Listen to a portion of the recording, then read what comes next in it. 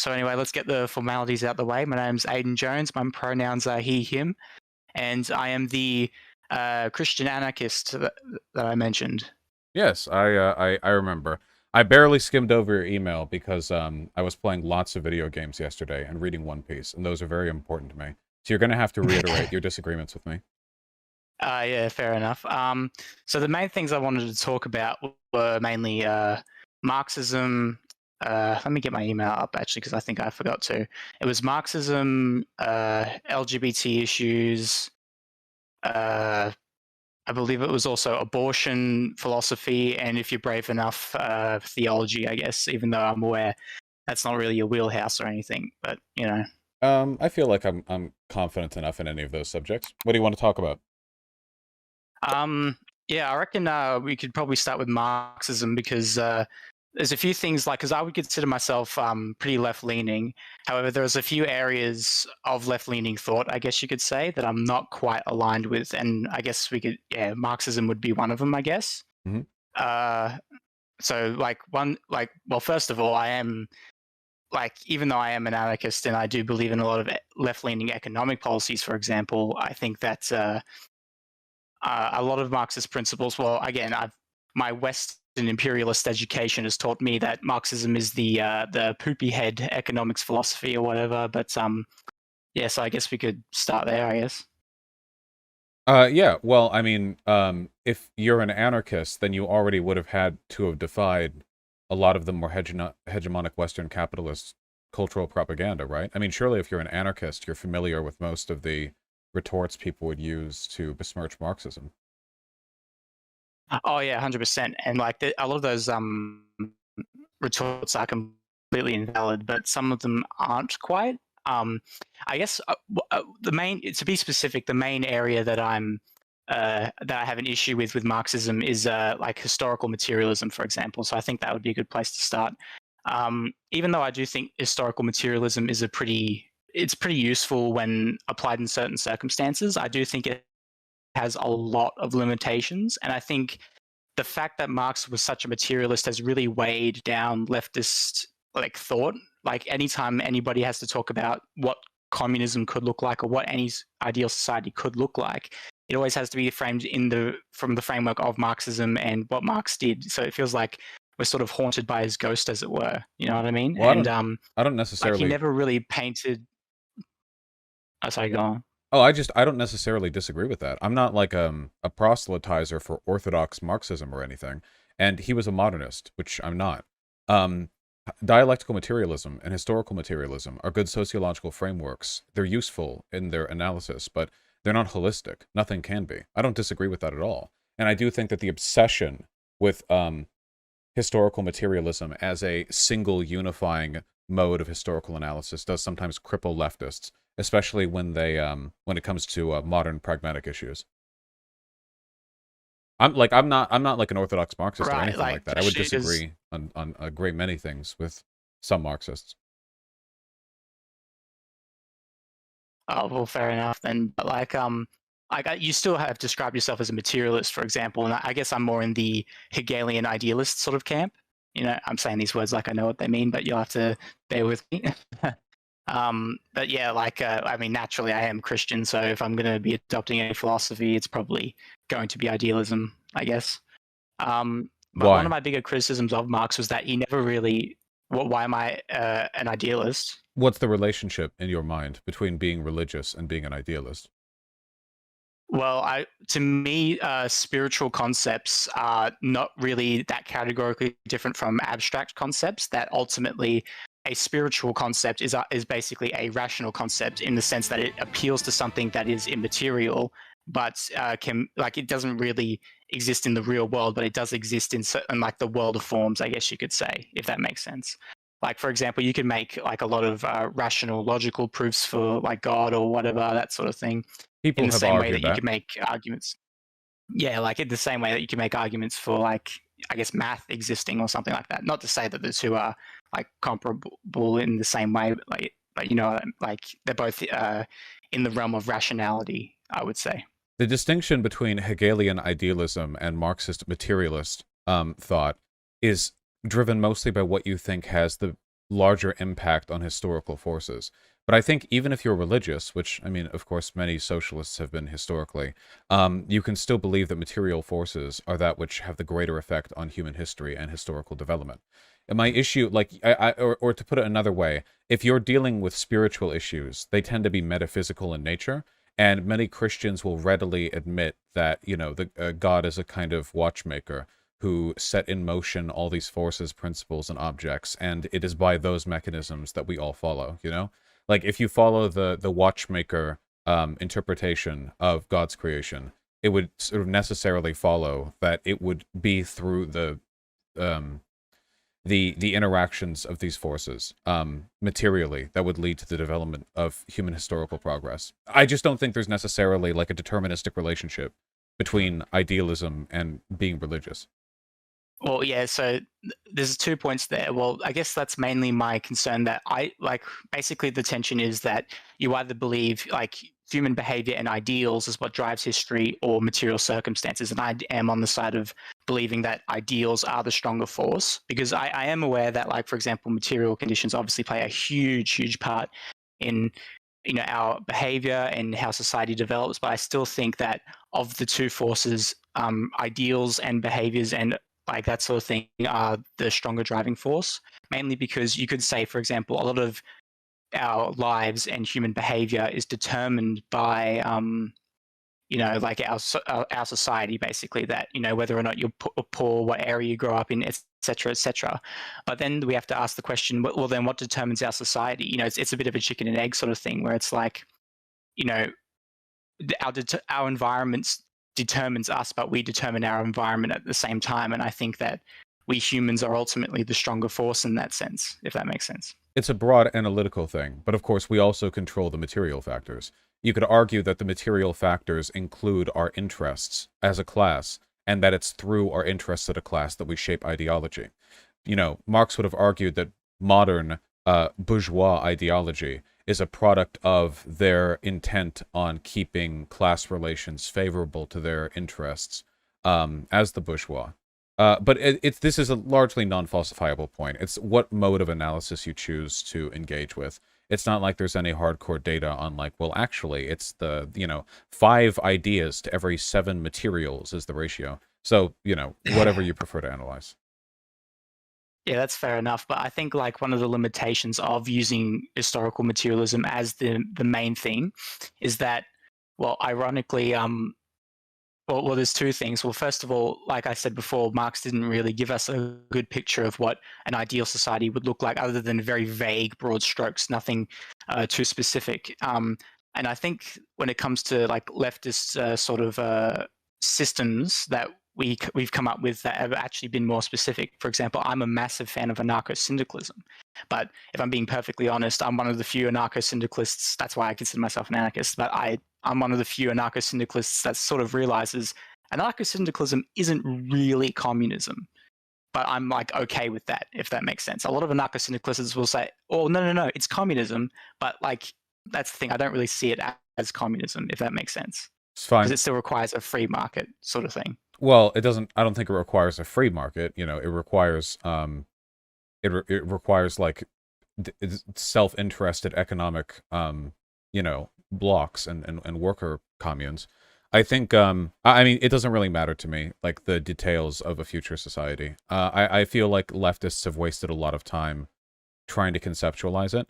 If you have to put, you the only direction you can ever go, no matter which direction you're choosing to head in, the only step that you can take when walking up a staircase is the next one. There's no alternative to that. I feel like when you put the destination ahead of the means by which you will journey there, you get like these really weird, abstract, meaningless, hypothetical political obsessions that don't have any relationship to reality or what we can do in reality. Which is why leftists in the West are like, killing each other over which particular flavor of communism they want. Meanwhile, like, capitalism is more entrenched than it's ever been in all of human history. It's completely meaningless. Well, see, I'd actually very much disagree there, because I think the main reasons that leftists are divided is because of like that we don't have a single unified idea to unite behind. If we could like really lay out a picture of what exactly it is we want and unify behind that, because it's always been It'll sort of, never happen. even It's if, impossible. well, I mean, maybe not so much with leftists, but if you look throughout human history, it has always been like these grand myths. I don't think that communism has to be like a myth or untrue or anything, but, you know, myth in the sense that it's a, you know, a story that brings us together sort of thing.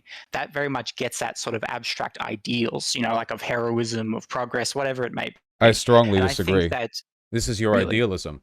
What gets these I guess big so. movements moving is materialism. What led to capitalist like modes of production and flourishing was not the ideological precedent, but rather changes in the modes, means, and consumption of production that allowed for its possibility. Every time this happens, you have this great historical economic shift. You know, you have like the agricultural revolution, and you have empires, and you have colonialism, and you have mercantilism, and all this, what have you, you know, feudalism. It's not developed by people, you know, sitting there and thinking, oh, wouldn't this be a great idea on its own? The advancements of class dynamics and technological progress allow for different types of optimized production and consumption.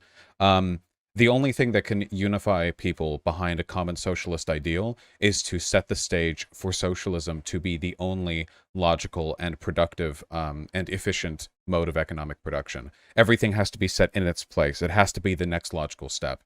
You can't leap steps over history. You have to take the next one.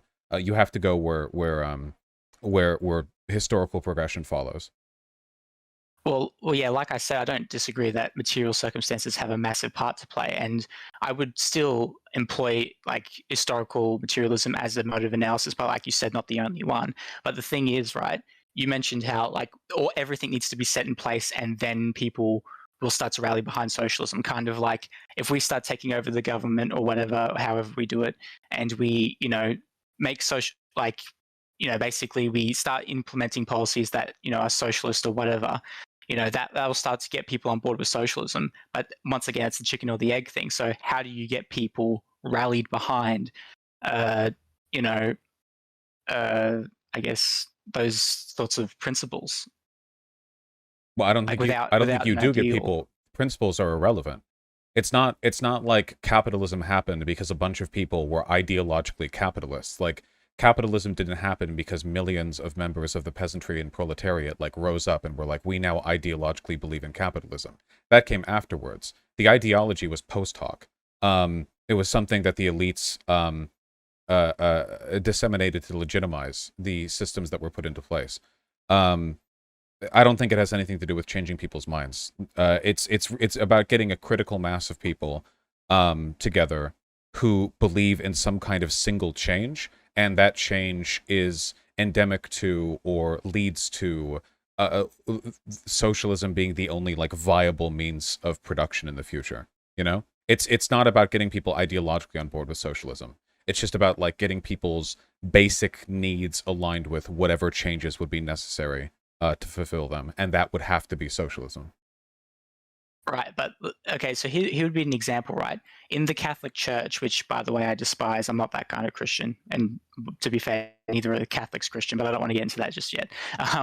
But the thing is that the Catholic Church basically had a thing against what they would call usury, quote unquote, and basically it meant that like you couldn't charge interest on anyone, and that would have hamstrung capitalism for quite a bit. Like it would be very difficult to start your own businesses based on the policies of the Catholic Church, pretty much. Except to like, I guess if you were like, you know, Jewish, you wouldn't have those rules and you would be allowed to, and that's how they would primarily do it. But it was very much limited in its capacity. You couldn't do it as much as you would like to. Now, when the Reformation happened, which was very ideologically charged, I think you would agree. Like the Reformation happened purely like there were no material circumstances definitely helped the Reformation, because he wouldn't, like Martin Luther would never have been able to do what he did without the printing press. However, the ideals that drived all that happening were purely he had a problem with the fact that Catholics were all being hypocrites. And that's basically what started it all. And then after that, you have the Calvinists who were the deterministic ones, who are extremely basically their theology is such that the only way you can prove that you've been saved by God, because they have no way of knowing, is that if you do good works, even though good works aren't supposed to save. It's a whole complicated process, but basically their theology accidentally them more capitalist, and that's what sort of caused it to flourish perhaps more than what it would have. Now, does that mean that capitalism wouldn't have happened had all this stuff not happened? No, I think it still would have happened. The material conditions, like you said, would have brought it about eventually, but it's like, can it happen earlier than it could have? I think it could have, but if the ideals are behind it. You're missing the preceding steps. The only reason religious leaders insisted to their flock that it was virtuous to do hard work for those above you was because they lived in theocratic states where the church's interests were aligned with those of the monarchy. That's where you're wrong. I'm talking about the Calvinists here in particular, who were very much against, well, because all Reformationists were against the Catholic Church, who was the archetype of this, authoritarian theocracy that ruined people's lives. The Reformationists didn't want that. They still formed their own communities, and even within those communities, people in charge of the church benefited from the hard, unrequited work of their flock. This even happened when folks moved over to America. Like the Mormons did the same thing, the inherent moral virtue of hard work. But Mormons have never controlled the United States. I mean, not in its totality at least. But back when they were limited just to like small Mormon towns and stuff, they still pushed that angle. One of the reasons that slave owners taught Christianity to the slaves was because of the Protestant work ethic, the idea that like, maybe life sucks for you now because you're a slave, but if you work hard, you get to heaven and like, it'll all be fine there. So yeah, just like be content with this. At least you're being given the opportunity to do hard work. But all of it is born out of class dynamics to begin with. Like all this is being done because it's profitable to get your flock to be productive in that way.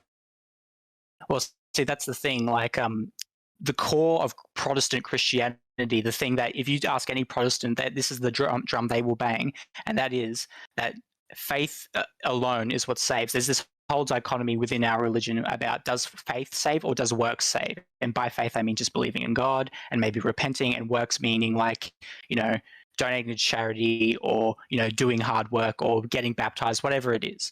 And it is the core defining aspect of Protestantism that works do not save. It is the thing they will die on a hill for. And yet, absolutely. Well, yeah, they will still like get people to work, but it is not the thing that they. It's literally called the Protestant work ethic. The idea that working hard, like it beget, like in America, you have like faith seeding, where the idea of like like working and donating money to your mega churches will beget further outcomes for you, and you have to work hard to plant that initial seed. The idea, I'm just pointing out, like, the idea that it's virtuous to work hard for your betters has been a component of basically every single institutionalized religion in the past several thousand years. Like, no matter where you go, Shintoism, Buddhism, Confucianism, Hinduism, Christianity and its 1,000 different sects, Judaism, Islam, there's always some overriding a pressure on the part of the flock to like work hard for your betters, and whether that's like the elders or like the community at large, or like it's always in some way a reaffirmation of one class's interests over another. And I mean, throughout history, the rule rather than the exception has been religious leaders working with governmental leaders. So it's not surprising that those elements would continue to manifest. Right. So I guess from your perspective, right, religion is very much just if not like a product of people just guessing wrong, it is a tool to control the populace, right? Like that would be your perspective on it, I'm guessing? Maybe accidentally. I don't think it's like all being done in a sinister and deliberate fashion by people at the top. But yeah, I think that's the purpose that it serves, So then religion would be no more any different than any other institution, and it would therefore be a product of its circumstances, right? It would be a product of what is materially incentivized, right? Yes. So then why is the core, like this is like core Christianity basically, that you cannot work hard to get to heaven? It is physically impossible. In fact, the early Christian church was so adamant about this that if you believed you could work to get to heaven, that would cause you, that's like one of the very few things that could cause you to not go to heaven, is believing you can work to earn it. The moment you add works, you've lost your salvation. At least this is a very much Protestant. You can say that if you want, but the Protestant work ethic is one of the most well-recognized, like, religious socioeconomical phenomenon around. Like, the text of the religion is uninteresting to me. People do what is actually, like, socially begot from the the culture of the religion, you know? Like what Well, Christianity says and what it like actually leads to are two very different things. And it's like we know for a fact that historically and contemporarily there is absolutely like a culture of using faith as a way of prompting proletarian compliance within their class interest. Otherwise, what was all that bullshit about teaching the slaves? I mean, that wasn't just like a couple of plantations. As a whole, I'm pretty sure black people today in America are more Christian than white people. And that's because damn near every slave ship that was brought over would be proselytized to. I mean, we're talking tens of millions of people in a coordinated effort across the like half a country in order to indoctrinate all of them into a certain set of beliefs. That's not I mean, that's a pretty exceptional coincidence if there's no class interest. I mean, they didn't even think the slaves were human, basically, but they still felt a need to tell them that hard work would get them to heaven, you know? Well, I wouldn't say that's the thing. You're saying that hard work would get them to heaven. From my perspective, they would probably just evangelizing them because they were quite literally a captive audience. And evangelists love them to death, but they're annoying. I'll say we are very annoying, and we will evangelize to anyone who will listen. And I very much doubt, like, if they were preaching Christianity, but then they weren't mentioning all the numerous verses that say works will not get you to heaven, works will not get you to Wait, heaven. Christians And ignore verses all the time in the Bible. Wait, wait, hold on. What the Christians do has nothing to do with the Bible. Two totally different things. Yeah, that is very true, and that's one of the issues that I do have with Christianity. I very much Then there we go. want to improve Christianity from within. I'm not trying to defend that aspect of it. Well, what I'm trying to say is that if we agree that there's no adherence to the text, then there you go. Like, not always. If like, the text of the Bible, you know, says you cannot work your way into heaven, that's fine. But you know, clearly, several 100 million people never got the memo. Yeah, that's very much true with the Catholic Church, isn't it? Like, don't get me wrong, when it comes to people who are self-interested and that's like their primary motivation, which is going to be a lot of people, then material circumstances are going to be the carrot that drives them around because they're going to seek the incentives that the material circumstances create. That's why, for example, the Catholic Church does, like, it is a running joke how comically the Catholic Church deviates from all of Scripture. Literally everything that defines the Catholic Church is laughably different from what the Bible teaches. You know, you've got the Catholic Church who are very elitist, and they pretend to care about the poor and all that. And then you have Jesus, who was like would wear rags and heal the sick and really get in the dirt and all that sort of stuff. And if you Google like Christianity moral to work hard, you'll find like a ton of sources from institutions and religious websites talking about the Christian work ethic and the virtue of working hard as a labor of love to your God, as like a demonstration of worth to your community, as like a service to the church and to the institutions that support it. The idea, like, it's the Protestant work ethic. You know, again, like I don't want to debate like Orthodox religious text to you or anything. It's just in a practical sense, like Christians absolutely do in their proselytizing, they absolutely do try to get like the proletarians working hard.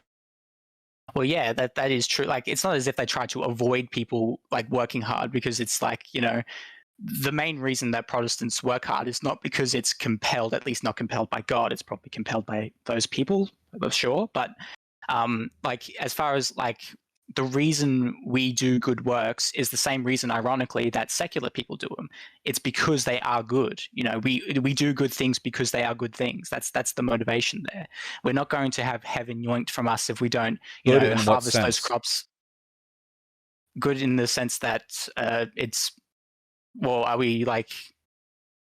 Sorry, like. Well, sorry, what do you mean? Well, as I understand it, if you do good things, that increases the likelihood of you going to heaven, right? No. Not at all. Not even close. That's the key thing, Vaush, is that's the one thing. Being good versus being bad doesn't influence your likelihood of going into heaven under most Protestant religious. It shouldn't. If they're being consistent, that's right. It makes no difference. Then what? Then why on earth do Christians talk nonstop about doing evil or doing good to get into heaven or to get to hell? because they're assholes and they're manipulative and they're butchering Wait, Christ. no, And so, like you said, this is they are. okay. Then your version of religion has nothing to do with like the reality most people live with. Then the idea that like Christianity as a whole isn't preaching do good things to get into heaven, do sins to get into hell. Like that's absolutely 100%. Whether or not the text says that or you follow that is irrelevant. That is the impact that religious thinking has, like on hundreds of millions of Christians the world around. That's not like an obscure misinterpretation. So let me just establish something. So let's say that you have a list of everything that Christianity says, like what the Bible says or whatever it is, right? And then you have what the followers themselves actually end up working out, right? And let's say that there's a massive difference, because that's not exactly a hypothetical now, is it? You have what Christianity says and what people do. Which is true Christianity to you? Is it what the text actually says, or is it how people actually practice it? How people practice it. See, to me, that's very different, because how people there's no true Christianity. It's just like, why would I care about like a hypothetical set of fantasy rules when hundreds of millions of people are following a different set of rules? Like the former is just of no concern to me. There's nothing to emulate, model, replicate. I don't want a better Christianity. Christianity is what it is. And as long as Christianity is, dictated primarily by people with a different class interest than the proletariat, Christianity will remain fundamentally a bourgeois set of religious prescriptions. It will be an ally, a tool of the bourgeois, as it has been historically for a long time. Well, see, that's the thing. Like, if you, it seems weird to me that like you could like read the Bible and it says things like, I think in James 5 or something like that, like it literally says, woe to you. I don't know the verse off the top of my head, but like something like, woe to you, rich people. Or basically eat the rich. I'll summarize it by saying it literally just says eat the rich. Unambiguously, it's pretty. Well, it does suck that Christians in America disproportionately voted for Trump, a literal billionaire. The Christian vote went to the swindling, wannabe, incestuous, pedophile Epstein friend billionaire who's unapologetically, shamelessly in love with his own wealth. I like what the Bible actually says is of no relevance whatsoever to Christians. That is a sad reality. I will actually agree with that. Like, don't get me wrong. I'm a pretty big critic of Christianity myself, being a Christian. Obviously, like, I'm a Christian anarchist. I'm obviously going to have a issue with a lot of what many Christians, practice, and the way that they a lot of them are basically hypocrites, right? Well, that's all I care about. I mean, there's no hypothetical true Christianity for me to compare them to. It's only ever going to be what people practice, in my mind. See, that's something I can't wrap my head around, because if Christianity is itself an idea or a religion, like religions are themselves ideas, they're a set of moral prescriptions, they're a set of axiomatic claims, whatever you want to say, but they're ideas. So if you can't say that the ideas themselves are what make them true, like what is true Christianity, that's like saying, mathematics. Mathematics says that 2 + 2 = 4, but if everyone's living as if 2 + 2 = 3, the difference does that become true mathematics just because people like that doesn't make what it is true? The difference is that 2 + 2 does = 4, but what happens in the Bible isn't real, and its prescriptions are just guys writing stuff down. So we're talking about a fundamental like construction of reality and a way of understanding reality, juxtaposed to obviously what I, as a secular person, am going to think is just any other fictitious book. Like if for me it would be like like you might as well be talking about the behavior of Harry Potter fans versus like the actual books. I have no interest whatsoever in some kind of hypothetical true X or Y, because it's just as real as any misinterpretation of the text, right? Like thinking Dumbledore was born in like 1293 is just as wrong as thinking he was born in like 1372 or whatever. Like both of them could be equally real, Okay, well, we can debate whether or not the claims of the Bible and the claims of mathematics are equally true.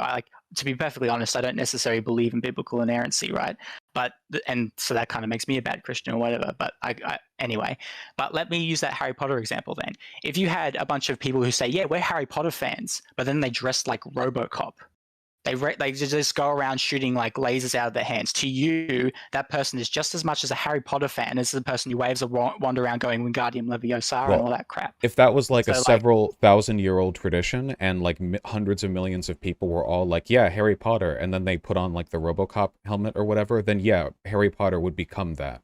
Because fictitious stories are only as real as our perceptions of them. So if you like reach a point where the predominant cultural narrative around one set of untrue things becomes another equally untrue set of things, there's no utility in preferring one to the other outside of like historical bookkeeping, I guess, you know. But in that case, like, yeah, sure, then that would be Harry Potter to us, right? We do that with lots of stuff. There are lots of foods that we don't call by their original names anymore. Like, people will be like, yeah, I'm cooking a baklava, and it's like, well, that wasn't actually called that. This thing used to be that. Or like, this wasn't originally a donut. This was actually this type of thing. And this thing, the croissant, looked like this before. And, you know, and like crepes used to look like this, but now they look, you know, but like whatever.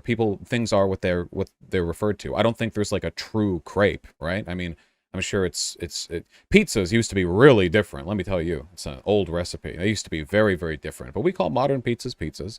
You know, I wouldn't say like that's not a real pizza, you know, and like refer to what some it means earlier. to be a pizza, you know, can change depending on what the higher ideal of it is meant to serve. Because at the end of the day, what a pizza is meant to be, you know, based on it has bread, cheese, and some tomato sauce or whatever, and it's meant to serve the higher ideal of it tasting good and providing nutrition, right?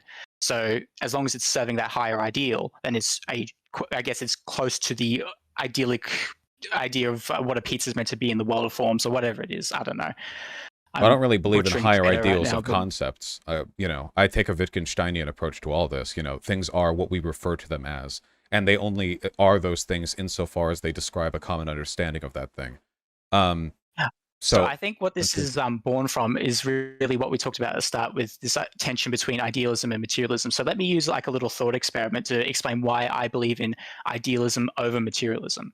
So imagine you had a rationalist, right? He's a bit of an idealist and he's holding a coin. And he says, if I flip this coin, it's 50-50 if I get heads. But along comes Mr. Empiricist and he says, what rubbish. And he's got, you know, devil horns and whatnot. Mm-hmm. And he says, you don't know that getting a coin, flipping a coin will get 50-50. You have no way of knowing that. That's just an abstract ideal you came up with in your head. I'll tell you what, though. I'll do an experiment and look at what the physical material circumstances say, because we'll let the empirical evidence decide. And so he flips a coin, let's say 100 times, and he gets 60 heads and 40 tails. That's not 50-50. All right, well, let's say he tries the experiment again. He gets 51 heads, 59 tails. Well, that's still not 50-50. It's close, but it's not 50-50. And then next he gets, you know, all sorts of different outcomes. Materialism isn't about ignoring the like abstract mathematical concepts or constructions. Materialism is just about it's an analytical framework where you understand that class conflict and the dialectical process of resolving those conflicts is the primary driving force behind human social development. But that doesn't. I don't think that necessarily entails like a rejection of like mathematical proofs. You know, you kind of have to have those to function. Right, and I don't think rationalism means rejecting materialism either, but here's the question, right? You have the 50-50 probability, which is rational. It's a rational concept, and then you have the coin, the actual material, the expression of that probability, right? Which is more true? Which is closer to what is true? Is it the experimental empirical evidence, which never comes up 50-50 or maybe very rarely does? Or is it the rational 50-50 concept, which is more true? But they're not in conflict. This is just the nature of probabilistic calculations. You can arrive at... It's the nature of that because rational probability is more true than the actual empirical expression of it. That's why rational truths are more superior to empirical ones. It's not that it's more true. It is true that the coin landed on heads 60 times and tails 40 times. That's an empirical fact. They're both empirical facts. You have the abstract probability, and then you have the manifestation of that probability in a given set of outcomes. And then you have two things, the hypothetical proportion of heads versus tails, and the actual set of outcomes. But they don't conflict with each other. Only an irrational person would look at one and deny the existence of the other. They both exist without conflict. Right, but like that, you're only saying that from the perspective of a rational framework. So the only way that you can say that the empirical evidence, which displays, like, if we take that example, none of those times did it show up 50-50. However, you can explain using another rational concept, like the bell curve thing. However, like the probability of like the area under the bell curve, that explains why it's not always going to show up 50-50. But that's another rational framework to explain the why the material reality doesn't necessarily one-to-one correlate with the rational framework. But this doesn't So, conflict with material analysis. There's a difference between a mathematical probabilistic estimation or calculation and like the idea of there being an ideal form of a pizza. They're entirely different things. One of them can be arrived at through calculation. The other one is a moral prescription. Like, or to put it another way, like if you wiped out all of humanity and tried to like reconstruct all of this in absentia, like without us present, like aliens or whatever, or other evolved animals that come after us, they could arrive at the hypothetical 50-50 calculation, but absent cultural context, they would never know what the ideal pizza is. It's a value that exists entirely within our own like preset moral and social expectations. right. Well, and they would have like different tastes that have arrived out of different evolutionary pressures and things like that. So, yeah, like what an ideal, I guess, any kind of food to them would be different based on what their needs are and things like that. If they're like a different aliens or different humans that live in a different society and Even whatnot. amidst humans today, nobody knows what the ideal pizza is. We literally have like intercity conflicts in America over what style of pizza is best. Like clearly there's not an ideal pizza. We just have a general like preference for things that taste good, and nobody can really agree exactly on what that is. Well, I'm not one of those what's the word, non-pluralists, I guess. Well, I'm only a little pluralist in my idealism. Like, I think there can be multiple different ideas of what it means to be the ideal of something, like depending on what it is that, but just because there's multiple ideas doesn't mean it doesn't exist within like certain boundaries, right? Like an ideal pizza would have to have in some way bread, cheese, the sauce, but it couldn't just be like a cake or something, like, or Sure, it it couldn't could. just be literally something that grows out of the ground or something, There are because pizzas that's without not cheese and without sauce, though. I've never seen a pizza without bread, but I'm sure given enough time, somebody will invent one, and people will be like, "Yeah, it's a pizza," and like, they'll roll with it. right. And I guess that's kind Cauliflower of pizza, fits. yeah, yeah. Yeah. Okay. Well, that kind of sort of that sort of goes into that whole what is a chair thing, doesn't it? Well, But yeah, like, I don't believe in the ideal form of anything.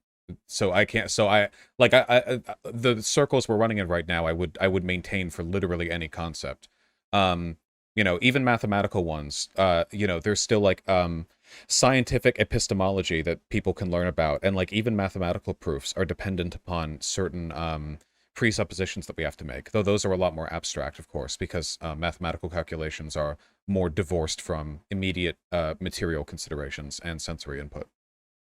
right. So like if we're doing like the epistemology sort of chicken and egg thing, which is more important, empirical information or rational information, you got to sort of figure out, well, what's all truth based on, right? Is all truth based on empirical reality? Like is rationality just a way of explaining empirical reality, which is the real truth, or is empirical reality the shadow on the wall that Plato described in his allegory of the cave, and the rationality is the true thing? And I would say that because all claims of truth are built on the rational assumption that truth itself is truth, which is, like, because there are smartasses out there that reject that idea for whatever reason, Yeah, just because they're being edgy. there's at least one of them in this call right now, actually. Oh, okay, fair enough. Oh, wait, do you believe that truth is not actually truth? I'm a postmodernist. I have to. Well, I thought postmodernism was just like you didn't believe that there was one idea of truth, but they could all. I didn't realize it was actually a rejection of the concept of truth.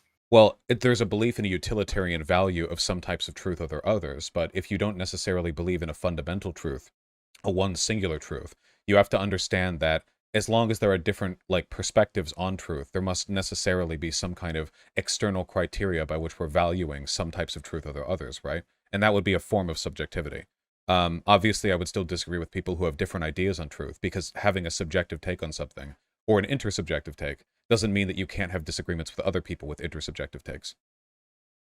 Right, but the issue is like if I say the words "truth is truth," that's saying A equals A. This is the most fundamental, basic level of logic we can go with. Like, if we reject this, there's no way to be able to describe anything. All logic and all rationality has to go out the window if we can't say A equals A, truth equals truth. I agree with So tautology. Right. So if truth then equals truth, and that is something like we don't have to believe it because, like you said, you're a postmodernist. You can technically reject it. In a sense, saying truth equals truth because there's no, like, you're at the bedrock of epistemology. There's no other faith. There's no other. Sorry. There's no Well, other the truth that you can use to support that. the core with tautology is that it doesn't really tell you anything, right? Like, if you think truth equals Yeah. truth, that's fine, but that doesn't necessarily mean that truth exists in an objective sense. That would just mean that it is what it is. But I believe that all things are what they are, in some senses. I mean, that's more philosophy than anything, right? You know? Is Right. your brother, or if they abandoned you at a critical moment in the battlefield, are they no longer your brother? Well, what do you mean by brother? Do you mean like a comrade, or do you mean like biological your brother, you know? Is someone your brother if you fought with them for 20 years, but they're not literally related to you? Well, like, so even in tautology, is a brother a brother? Well, you know, Well, I agree with that because, one could like, I argue. actually Well, yeah, I actually only have half brothers, and I have like a stepdad and everything like that.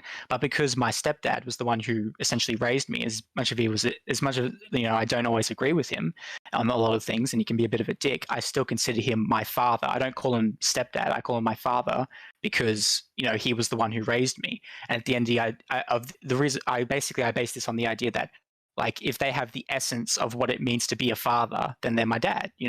Like, if they're the one that raised me, they were they had the essence of what it means to be a fatherly figure, then that's what they were. But this is not the only truth. And what a fatherly figure is hardly a settled objective issue, no? Well, I guess that's why I got to debate bro more so that the rest of the world can realize I'm right, they're wrong, and they can suck my dick. Well, sure, of course, obviously. That's the point of believing in multiple truths, right? To argue that your interpretations are better. But the only point that I'm arriving at here, these are all linguistic traps, at any rate. You can't communicate Fair ideas. You enough. can only ever communicate ideas through language, indirectly. And the language that we use is inarticulate and incapable of truly translating the things that we're thinking at any given point. We don't really discuss concepts. We discuss commonly agreed upon terms to refer to concepts. And behind all those layers of abstraction, the idea of arguing over fundamentals, certainly metaphysics, seems to me like mostly a waste of time. I don't believe in metaphysical conversations because I don't think we can really meaningfully weigh in on them.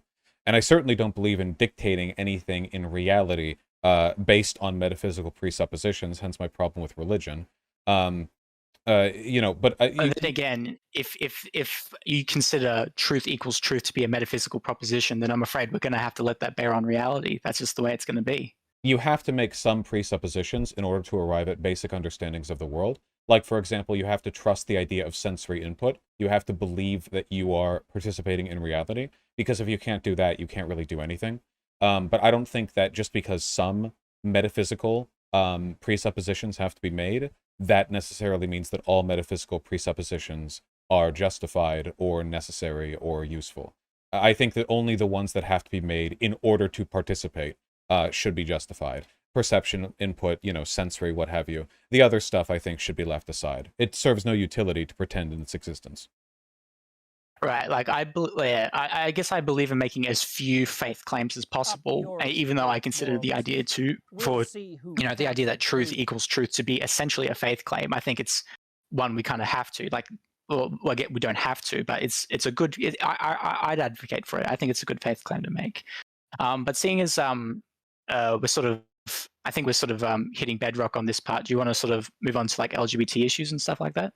Oh, I thought we were getting ready to abandon our beliefs in God. I Um, mean, you believe in faith claims. You must necessarily, no? um, as few as is necessary, I just like do not anybody believe else. that. If that was the case, you would be agnostic. You can't believe as few as is necessary because you have a book. There are a good number Uh, of claims in there. well, you mistake my reasons for believing in God. I can talk about that. I'd love to talk about why I believe in God. I've debated it a lot of times in your comment sections, and people get annoyed with me. Oh, well, that's the fun of life. Yeah, exactly. You can hit that later if you want to, if you'd rather talk about LGBT stuff. Um, yeah, I guess I'll save the God stuff for later. When it comes to LGBT stuff, so I am pro LGBT Christian. Hell yeah. Again, I mentioned I'm LGBT myself. What I mostly wanted to talk about actually is, to be perfectly honest, I have a bone to pick with not just you, but a lot of voices on the left. You see, there's this. Well, see, conservatives, a lot of Christian conservatives, ones I fight with on a regular basis, they want to drive a wedge between Christ and the LGBT community, and we can get into reasons why that is. And I guess later on I might want to run an argument that I use against them by you because it's sociological. But be that as it may, um, basically, I try to work very hard to make people realize that it is a false dichotomy that you either have to be gay or Christian, you can't be both, and that these two things are not irreconcilable. And I try to, sort of sow the divide between the LGBT community and the Christian community, right?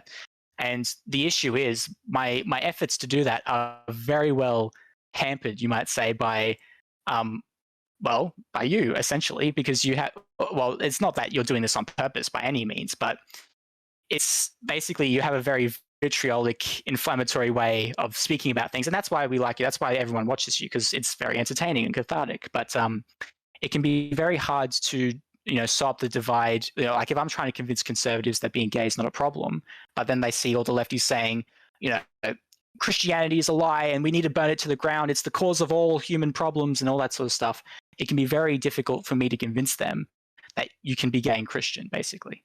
Well, that really seems like a them problem, no? They should really work on being the problem, for me to not call them the problem. Well, yeah, don't get me wrong. They are absolutely the bigger bad guy here, 100%. But when the other people are being the bully, it doesn't really help when you don't deal with the bullying right. The way I would explain it is that we still have an obligation to do what is best, given that especially given that they are being very villainous in this area. I guess what I'm trying to say is, like, for example, a lot of Christians will say, well, being gay is a sin because it says so in the Bible, and a lot of atheist lefties will take that for granted, because what else are they supposed to do? Are they supposed to be an expert on scripture? No, obviously not. However, they sort of just take that for granted that is actually the case. And while it does, who cares whether or not it's actually the case? Christians don't care what's in the Bible. Well, let's pretend that they did. Let's say that there may be, I don't know, let's say 10, 15, maybe 100 Christians out there who really care what's in the Bible. They'd be a rare bunch, to be sure. They care, they would read it. Well, listen, I think in the Christian communities I've been around with, which I've got to talk to you about that later, because the more time I spend in Christian communities and lefty communities, the more I realize that they are basically the same thing. Like, anyway, but the more I exist in Christian communities, because of the history around the Protestant Reformation and the fact that the Bible was the only thing that we were able to use to take down the authoritarian friggin' thorn in our side that was the Catholic Church, because they would go against Scripture. I would say a lot of Protestants really, really do care about Scripture. Like your average layman, maybe not, because they just don't really care. But somebody who's serious about Christianity obviously cares about what's in the Bible. And yet, well, I guess it's more of a case that anything that enters the life of mortals in large. What's the quote again? Anything. I can't remember how it goes. Anything vast that enters the life of mortals does so with a curse, or something like that. I think that it's kind of like a Rick and Morty thing, that the fan base sort of ruins it, but the show itself is not actually that bad, if you get my meaning. Look, the arguments against queer people in the US today are essentially entirely Christians. Like, right, the exactly. whole anti-gay marriage thing is original definition of marriage. The overwhelming bulk of attacks that come out against queer people broadly are framed through a Christian lens. I don't think there's anything irresponsible about looking at that and going, yeah, Christians and the Christian institutions in this country are enemies of the queer community.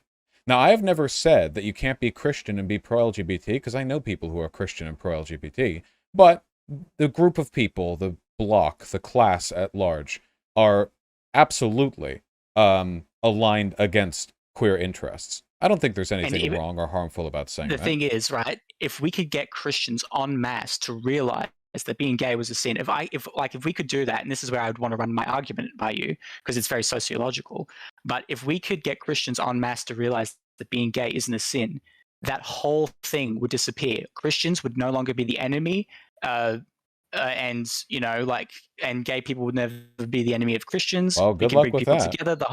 Okay, well, here's the argument I like to use, because basically when we talk about what's in the Bible, a lot of Christians very much care about, what's that old word, context.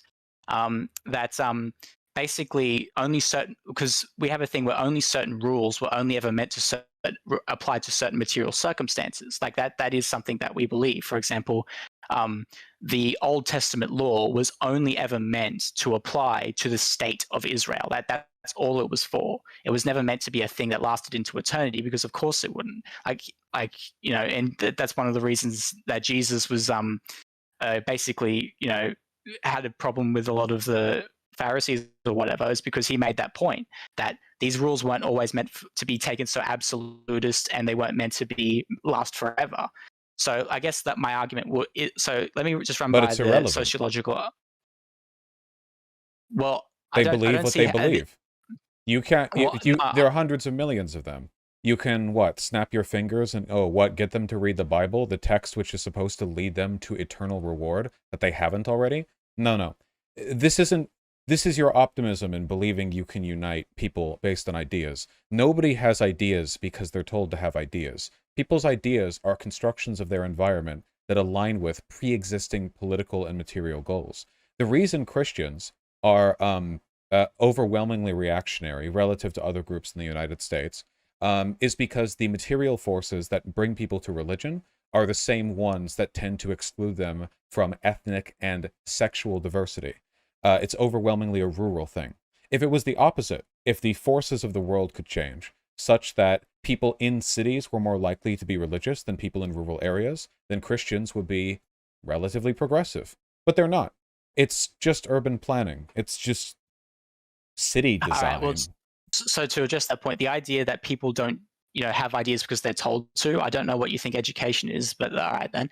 But on that other point, how many people in America do you think remember everything they were taught in elementary, middle, and high school relative to the things that were reinforced in the life that they had after they left school?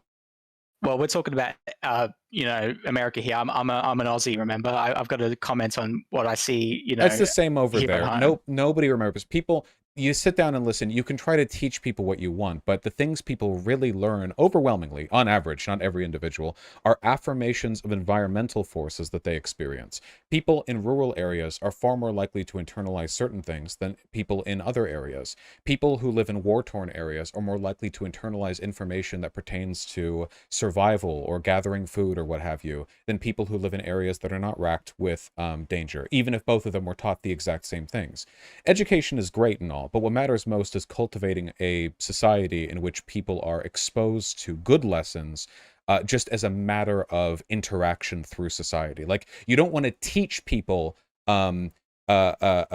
sharing is caring. You want to put people in societies where learning to get along with each other and share is an advantageous way of forming social groups. Because as long as you do that, people will naturally arrive at those conclusions. If you tell people sharing's caring and then throw them out into some bloodthirsty, laissez-faire, capitalist, what have you, people aren't going to internalize those lessons. They're going to think of it as like juvenile childhood Sesame Street bullshit that's impeding people from getting used to the real world. It's all about those material conditions. And nothing is going to change the way the religious people are outside of broader addressing of, the conditions that lead to conservatism and reactionary ideology. Of which there are many. So to address that idea that you're never going to change Christians off this point, let's say, for example, that only 10% of Christians would be moved by my idea, and I'll give you the argument, by the way, that I mentioned before. But let's say only 10% of Christians would actually ever give a shit.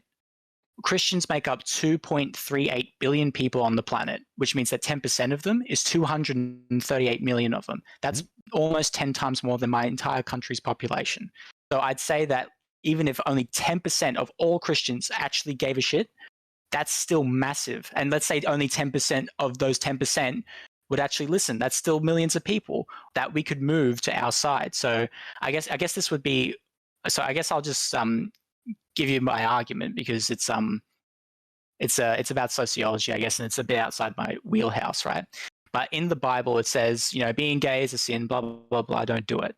Now, the thing is that a lot of rules from back then have changed today. And is that because we Christians just throw out the stuff we don't like? No, it's because we can point to actual reasons why certain rules no longer need to be followed. Like, for example, dowries. No Christians pay a dowry. Is that because they don't care about what's written in the Bible? No, it's because dowries are no longer materially necessary.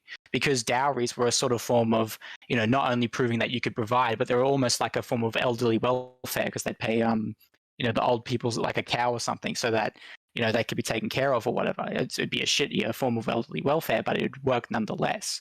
Now, that's an example of a rule we used to follow, but we no longer do. And that's not us being hypocrites. It's just no longer necessary. We have superannuation, or you'd call it social security, or we have welfare. We have other means of taking care of things like that. It's no longer materially necessary. So the question is the reason homosexuality was seen as bad, not just in Abrahamic religions, but in every society on the planet? Why is that? Why did all of these societies seem to say, gay people can't be married? Even ancient Greece did not allow for gay marriage. So why is that? Like, they would allow you to have sex with men, but not gay marriage. So why is that? Does that have to do with the material conditions? And I think it very much does, because back in the day, the material conditions would make it so that 90% of all jobs in the economy were physically based, right? Like, laying brick and all that kind of crap, or like hunting or whatever. And that means that men overwhelmingly would outperform women in the economy, which means women would have an extremely difficult time finding work and men wouldn't, which means women, if left alone, would have just starved to death. So how do we solve that? Marriage, right? If women are expected to be married to men and the men provide for them, that takes care of their material conditions or whatever. So in that context where marriage, is like, women literally depend on marriage to survive, and it could be no other way because of the material conditions, right? If that's the case, then what would homosexuality do in that society? Like, we're talking like on a broader level here, because if homosexuality and homosexual marriage in particular was seen as acceptable, what would happen is men, particularly bi men, would have a choice. Either they would get married to a woman, which means, more financial dependence, that they depend on you. They would have children, which would be more responsibility, more difficult, and a whole slew of other, difficulties that might be associated with that, especially because women, am I right? But then so you would either choose that as a man, or you choose to marry a man, which means no kids, no financial responsibility, dual income, they can protect you, and you can have sex as many times as you want without worrying about too much other than maybe hygiene. But that's an issue on both sides. Overwhelmingly, a lot of men would choose to marry men over women, because, as we all know, men are superior. I might be lefty, but I'm still sexist, and I will die on that hill. I'm not really, I'm kidding. But yeah, and in all seriousness, the reason why homosexuality was banned was because essentially it would hurt women's chances of getting married, and women depended on marriage to survive. Now, in the modern context, women no longer depend on marriage to survive, because, the economy is now mostly intellectually based and service based, which women are perfectly capable of competing with men in. Women can do the 9-to-5, office work. Women can do retail, whatever it is, so they can be financially independent. Therefore, being gay is no longer a threat to a woman's survivability, which is why, women's rights have always moved alongside LGBT rights, for example. That was a very long-winded argument, but I just wanted to get your thought on that, I guess.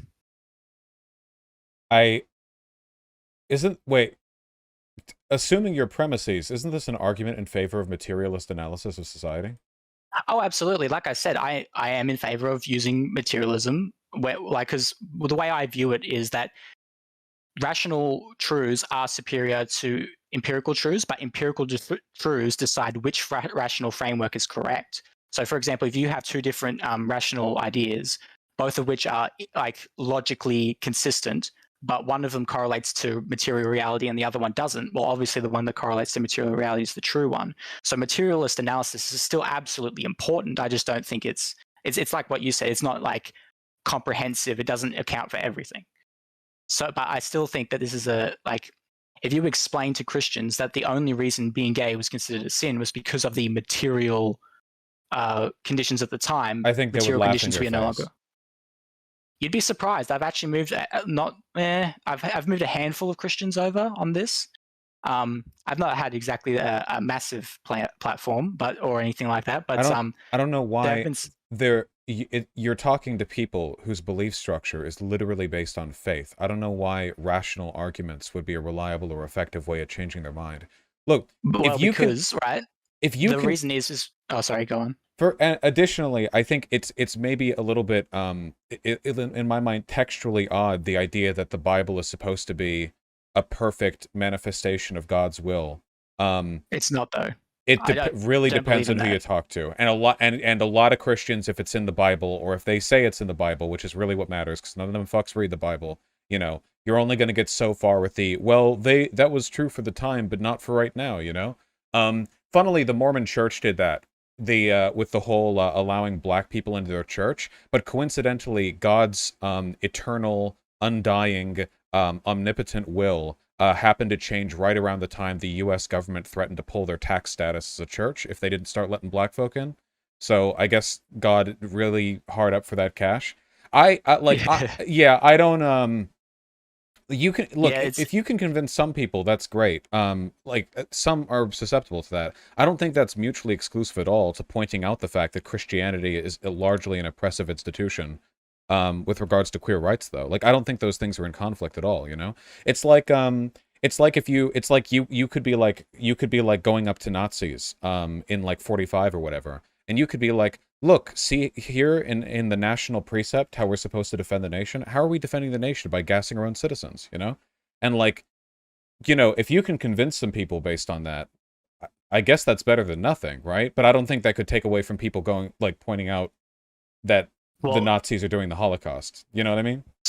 So with the thing you mentioned before, the idea that this is based on faith for a lot of Christians, that is true. However, if you look at the online Christian community, obviously it's a lot of infighting and a lot of arguments. And because we all have faith in Christianity, what determines which is the true Christianity is going to come down to rationality and empiricism and stuff. I don't believe like that. Which is why. How does that work? So you arbitrarily assume a bunch of metaphysical religious presuppositions, and then you arbitrarily assume different ones, but then the arguments between them are empirical, not faith-based? Let me explain, right? Like when there's arguments about, like, because the only sort of faith-based claims that Christians are supposed to have are what's in the Bible, right? That's the idea anyway. But when we disagree about what's in the Bible, what will happen is that they'll go on YouTube and they'll say, what does this pastor say about this? What does that guy say about that? And they'll be all like, essentially Christian apologists on YouTube, and they'll explain like all the different things, right? And they'll have to use they do this. They have to use a historical analysis of how things were at the time, the cultural context of what certain words meant, what certain cultural ideas. For example, but everyone can do this. Like any con artist can construct a post hoc justification for their faith. Like every religious leader and cult leader ever has done this. Like, well, why am I actually the son of Jesus Christ Almighty, born in Nazareth? Well, look at this, and then like you justify it with some every time Christianity splits, this is what happens. Like, oh, actually this different arbitrary set of faith-based principles is the real one because of this set of analyses. But you're analyzing faith. Your analyses can't be grounded in empiricism because you're not rooted in empiricism. There's no way to falsify any claims made here. It's all faith-based. There's no way to put these ideas up against each other. Falsify it, because if it was not true that the material conditions weren't eliciting these rules, right? Like basically the idea, like the thing is that the kind of argument I just made with the whole, well, why did they say this was a rule? That's exactly the kind of arguments that these apologists would make thousands and thousands of times, and it always gets accepted on. Well, sometimes it gets accepted, sometimes. Like you'd be surprised with Christians. We're not as what if a Christian conformist as. What if they disagreed? Yeah, what if they were just like, actually, they said like sodomy is a sin because God thinks it's bad, and it's Adam and Eve, not Adam and Steve, and gay people are going to hell. What's your rational counter to that? Well, then fuck them. But we That's can not a reach the people rational who don't think counter. that way. Well, wait, then there you Yeah. go. See, this isn't empirics. What I just said right there from their perspective is as correct as what you just said, because there's no way to falsify either of these analytical frameworks. It's Well, all rhetoric, which don't get me well, wrong, a lot of stuff the, is, but the way you would handle that is you'd say like, well, you'd basically point out the dowry thing, for example. If they were married, for example, this is what I do all the time. This is how I've moved some people over. I go, hey, do you pay a dowry when you got married? And they go, no. Well, you have to. It says so in the Bible. And they're like, and then I explain, well, no, you don't actually have to. It was only necessitated by the material circumstances. Obviously, God has to make certain rules around certain material circumstances. He would have to. Otherwise, and what if they're just like, yeah, well, that changed, but the gay marriage thing didn't. If you trust me, if every Christian who thought that sodomy was a sin could be convinced by pointing out that they're a hypocrite for not following every rule in the Bible accurately, then atheists would have single-handedly ended religion by now. Like and mind you, that still is unfalsifiable, because at that point, anytime you don't like an argument in the Bible, you can just be like, well, historical context. But if you do like it, you can go, actually, well, this one's still fine. Like, if you want a historical context all the arguments away, then the Bible becomes worthless. It's, like, you'll need a Bible 2 or Bible 3, I guess, because the Old Testament is the thing. But, like, again, like, none of this is empirics, right? Like, all of this is just what rhetorical game can you play to make your subjective set of beliefs the other person's subjective set of beliefs. Well, you can't necessarily invalidate everything by just screaming context, because the idea is that God made the rules, and God's truths are eternal, sort of thing, in the sense that the rationale behind why he does things is always eternal, even if it prompts different behaviors. For example, let's say you had a trolley problem, and let's pretend that we could actually keep God to the parameters of a trolley problem. What right? if the rationale is just that men and women are the ones who are supposed to be together, and men sleeping together is an abomination? Is there anything in the Bible that contradicts that interpretation, that it's just inherently morally wrong to do sodomy? Absolutely. So, for example, there's a particular scripture that says, Galatians 3:28, there is no male or female, Jew or Gentile, slave or free, for we are all one in Christ. So basically a radical affirmation of egalitarianism. The Bible has always been very egalitarian. So yes, you can absolutely point to things. So like if a Christian wanted to say that like there's just spiritual reasons why they can't be together, well, you point out that in Galatians it says that there's basically no spiritual difference between men and women, that the differences are purely biological. And what? In fact, but the institution of marriage is a manifestation that can take into account those differences. And there are plenty of things in the Bible that talk about differences between men and women. Aren't there literally like different punishments that are levied out between like injury afflicted against a man or woman, or like different rules depending if it's a son or a daughter? The Bible distinguishes between these groups. It's internally inconsistent because it was written by like goat farmers 2,000 years ago. I would have to read Leviticus or whatever, but like I'm pretty sure New Testament absolutely does not. Well, kind of. There's like, again, those rules would have probably been based on the material circumstances. No, you can't do that every time. You can't do. No, you can't say like, well, this thing that I like is the objective, true, divine word of God and Christ eternal, and these things that are incompatible with my religious beliefs and personal political beliefs, mind you, today are like these ones have changed. Like there's no objective determiner because all this is based on faith. There's no way to make arguments rationally. That's not entirely true. If we say that, because we can make material circumstances when it's a material issue, and because biology is the only distinction between like that men and women, how they're only biologically different, that is going to have material effects and material consequences. Therefore, rules grounded in material circumstances. That's the argument we would make. You could make that for example. Not necessarily. What about if thou shalt not kill was actually only rooted in the material circumstances of the time because there were so many fewer humans? But now that there are like 8 billion of us, actually God has no problem with indiscriminate murder. What about thou shalt not covet each other's shit? Because back then, like, everyone had 2 things, and now people have Amazon. Like, if you want historical circumstances, you can do that for anything any of these texts say. And don't get me wrong, I want you to be inconsistent in favor of my political beliefs, but I think that's the only thing it can ever be. It's not a more true version of Christianity. It's just convenient for me. And for you. No, hang on. So with the thou shalt not kill, let's look at the rationale behind why killing is bad. God's It takes away a rationale. person's freedom. Huh? Yeah, God's sure. Why rationale. not? You can't wait. You Yes. can't presume God's intentions. His will is not yours to know. We will have to do our best. That's just going to have to be how it is. If we can't figure it out, well then we all No, you make can't. mistakes. God works in mysterious ways is literally like the main thing that I know about him. You literally can't. It is. He's not a smart No, human. He's a different creature. He's a different thing. That's not entirely true. That's a verse. That's one of those verses that gets misquoted and taken out of context. You can know God's rationality. Jesus expects you to know God's rationality and to apply, at the very least, common sense reasoning. So, for example, I don't want to get into too much scripture because I imagine you find this kind of boring, to be perfectly honest. But there's plenty of scripture that says that it's God in the Bible is literally referred to as the Logos, the rationale. That's his name. That's that, or at least Jesus' name. Jesus is supposed to be the physical manifestation of God's logos. Like that's what it means when he says, "In the beginning there was the Word." That's what that means. The rationality is literally considered divine in Christianity. Yeah, but it's his rationality, not yours. Like if you want to go down this road, then you have to explain the death of every like Egyptian firstborn. And like why God couldn't have just teleported the Hebrews out or something. Like he can do anything, but he chose the road that led to thousands of people dying. Like Sodom and Gomorrah, the entire salt pillar. Like God killed so many people. You can't. Like this is the reason why Christians. Well, but this is why. No.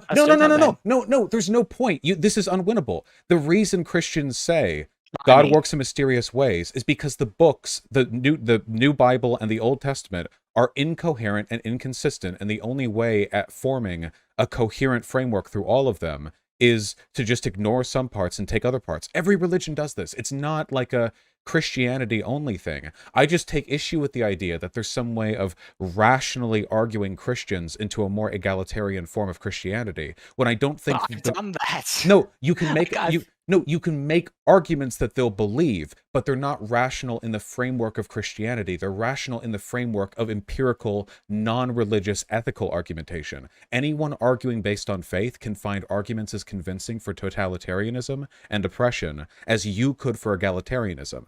They can ignore what you choose to believe, and they can believe what you choose to ignore. They can argue historical context whenever you find it inconvenient, and vice versa. There's nothing different, and they're not any more wrong to do so than you. Wait, hang on. I'm gonna have to get you to clarify that statement. So, if they're arguing a fascist perspective versus an egalitarian perspective, that's equally valid. Like from a religious perspective, yeah, that's just as valid an interpretation of Christian doctrine as anything you would propose. Yes. Not for me, but I don't make my arguments based on like a divine command theory. I don't think what's good has anything to do with Christianity. I'm literally about to hang on. I'm gonna have to. Doesn't matter. Anyway, yeah, like I'm literally basically it's a whole backstory, but I basically have doesn't matter. Anyway, well, you have to believe in divine command theory because I don't. No, Christian. No, I don't. I hate divine command theory. It fucking sucks. Do you not think that God determined that He is what is good, and that God is what is good in the world, and He determines what is good and what is evil? So the thing with divine command theory is that basically he decides what is good and what is bad, as opposed to he knows what is good and bad, and he makes rules based off what just is good and bad, basically. There's no difference between those two things. There's a massive difference between those two things. Only if you believe in God. In a practical sense, in both cases, whatever God has decided is good is the thing that you think is God. Like, there's only a difference there metaphysically. You think there's a difference because you believe in the metaphysical presuppositions. In impact on the world, there's no difference between the two. In either case, like, whatever God says is good. Absolutely not, because there's a way of, like, if you employ a moral framework to determine, like, for example, one of the definitions of God is omnibenevolence, meaning that he has to be all good, which means if somebody claims God did X and X is immoral, we can know God did not do X, and that whoever that person is an idiot, or that certain religions, if they claim certain amoral things, that those things cannot be God, basically. Okay, so can God do evil? No, absolutely not. So anything that God does or mandates is good? Assuming it's in line with with the definition of good, yes. Well, if God can't do evil, then God has to do good, right? Right. So, but the thing is that in divine command theory, the reason why God can't do evil is because anything he does is just described as good. Yeah, So, but for example, he doesn't I do would say, anything, so it doesn't matter to me. But well, you that's would obviously where we argue, disagree. well, of All course, right. but you would argue Do you want to? anything God does is good, right? It has to be good because God is good. So anything God does is in line with what is good. No, so here's the difference between what I believe in divine command theory. Let's say that somebody said God rapes babies. Well, I would say God, by definition, is physically incapable of doing that because that is so fundamentally amoral that it cannot be done by God. Whereas a divine command theorist would say, well, if God does do that, therefore raping babies is good because God does it. That was how Can Jesus you was. see how? That was how Jesus was conceived. To be fair, I'm pretty sure Mary was 14. So you know. No, he didn't have sex to make Mary. That's just a fan fiction, stupid friggin' 4chan fucking wankers came up with, okay? God just snapped his fingers, and also we don't know that she was 14. They think it might have either been 14, 15, or 16. Ah, okay. Not, and it was not sex. That's not how it was conceived. Basically, God just snapped his fingers, and then bam. So that's I don't know if you would consider that sex. So by definition, what a thing that God does has to be good because God can only do good things, right? Right, but that's how you can test whether or not God exists. Actually, this is actually wait, but I just want to. So if the Bible says to do something, the thing that the Bible is saying to do must be good, right? No. So that's where I don't necessarily believe in divine command theory. The way I treat the Bible is I treat it like a historical text like any other. Like that, basically, it's like basically the idea is that it's basically just flawed human beings doing their best to record their interaction with the divine. Have the text maybe been corrupted? Has there been some Chinese whispers bullshit going on? Maybe, probably, but there's only certain ways that we can know. Then how do you know what God wants then? How do you know what God's will actually is? By engaging in ethical reasoning, by engaging in rationale. Through your flawed... I'm literally... No, I'm literally... I'll have to cancel, but I was literally about to see one of the things that I do is I'm actually talking with an ethics professor on developing an ethical framework called freedom ethics, and basically how I determine right and wrong would be based off that ethical framework. How do you know your ethical framework is correct? Well, that's the part of the work that we're doing. So basically, I tried to ground ethics in consciousness because we have to. Because if you remove consciousness from anything, it ceases to have any ethical implications, right? A thing only has ethical implications in as much as it affects a conscious being, right? I don't know if that's true, but I would have to think about it. We don't know what consciousness is, so I don't know if we can really say. Yeah, but you would agree, for example, if there's like for example, a solar system inhabited by aliens, and the sun in that solar system is going to blow up. That fucking sucks. But if a sun's going to blow up in a solar system which the entire universe is not even populated, zero ethical implications exist there, right? Like, it's just a thing that happens. There's no right or wrong occurring there, right? I would agree that my understanding of ethics is informed by sensory perception and the ability to experience the outcomes of actions. Right. So basically, like, if we accept the idea that kind of like how truth equals truth, if value equals value, then pretty much all ethics follows from there. Okay. And so, like, value only really means anything in the context of like how conscious beings perceive it, in a sense, but it's still something that is understood. But if that makes sense. Well, sure, we don't really know what consciousness is, but the reason why I'm asking this is because so you believe, I would add quite arrogantly for a human, that your moral structure is objectively correct because it's in line with what God wants, because what God can only want good things, and you've aligned your ethical beliefs with what you think God would want. So God kind of follows your cognition. If you change your mind on an ethical question, you would update your understanding. Oh, God must not have actually liked that previous thing that I believed. He now likes this current thing that I believe because I've now arrived at the correct ethical interpretation, which is what God must also have.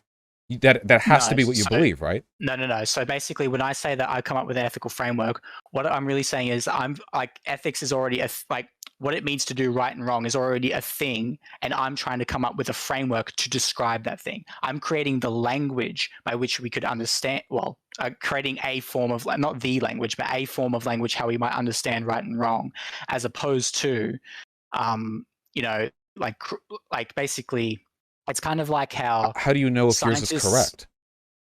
Well, we test it with ethical frameworks and to see if it's, logically consistent, if it the framework works. So The Nazi ethical framework was logically consistent. Hardly that's not the only criteria by which you evaluate. Like you can incorrect things can be consistent. Consistency is just a means of internal consistency. Well, that's one of the examples of how it would have to be good. But I would say that ethics would have to be grounded in consciousness, because where there is no consciousness, there is no ethics. Basically. Well, everyone's conscious, as far as we know. So every ethical set of principles is one which is born of consciousness. No, so it's more about how certain actions affect conscious beings, basically. Okay, and it's also okay. I get that, but you understand what you're saying right now from a pragmatic point is that you and I both have subjective, arbitrary beliefs about what is good or bad. The difference is you've convinced yourself that the creator of the universe is on your side, and I don't have that belief. You might not be. I could be dead wrong about what I ethically believe, but I'm trying to. It's a bit like if a scientist constructs a theory that explains a phenomenon, right? They're not, having their views dictated by the phenomena so much as they're trying to have their views dictated by the phenomena, but they'll update the views as they find problems with it. Maybe I don't know, for example, if quantum mechanics didn't account for, I don't know, certain, or quantum mechanics can be tested. Ethical frameworks can't. Yes, they can. Sure, they can. How can you test whether one is wrong? With hypotheticals, for example. So, for example, you would have to test it with a rational argument. Basically, you'd have to debate bro it out, pretty much. So, a Nazi could do that correctly, right? It's possible to construct a monstrous ethical framework that is consistent and can be consistent through all hypotheticals. You can only test for consistency. You couldn't test for the actual value or the correctness of an ethical system. Well, no, I think that if you can come up with a more rational argument, an argument that is more rational than their argument, what's a rational would be able to argument in the context of an ethical framework? Well, so one that probably makes as few sort of assumptions as possible. So if, for example, the Nazi in this particular case was constructing an ethical framework, but it was built on the assumption, so they were like, okay, let's assume Jews bad.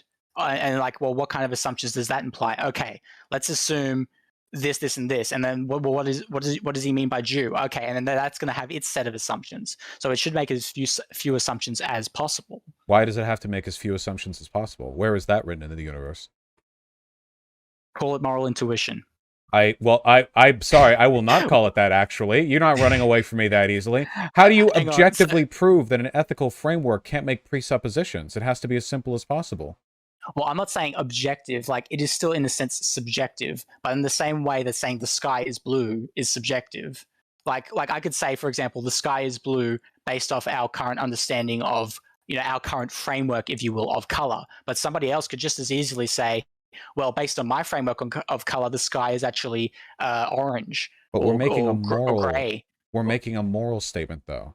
If you are willing to dispel with all presuppositions, any moral statement is as valid as any other moral statement. The only thing that you can really refer to is utility. But if utility is what you're referring to, rather than an abstract metaphysical construction of ideal ethical truth, then we're right back here in utilitarianville where I stand. But you're the one with God on their side. So the problem that I have with religiosity is that this is the unbridgeable gap. If people use faith to arrive at their beliefs, no rational argument can move them off it. If a person believes that God has declared that sodomy between a man and a man is immoral, there is literally no rational argument that can move them off of it, because I'm not God. I can tell them historical context, blah, blah. They can say, no, it's not. God just inherently believes that sodomy is bad. It says it right there. Like that, and that's it. Well, if they just want to say that argument is completely unfalsifiable from my perspective, I have to simply club them over the head. Tragically, this is how many religious arguments go. There's just no room to meet because there's not a common value being shared, like utility, which is how I can make appeals to people with different ethical systems within my own framework.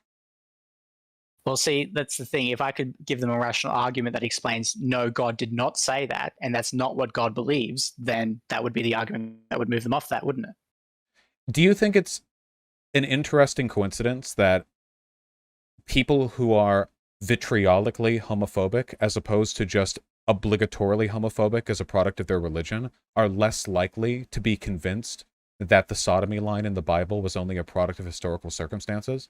Like, they might be moved off it. They're also most likely to be gay. We both know this. Whether or not people will be swayed on arguments like this, it's not about whether it's rational or not. It's about whether or not you can give them a different alternate interpretation of an arbitrary and non-falsifiable set of beliefs.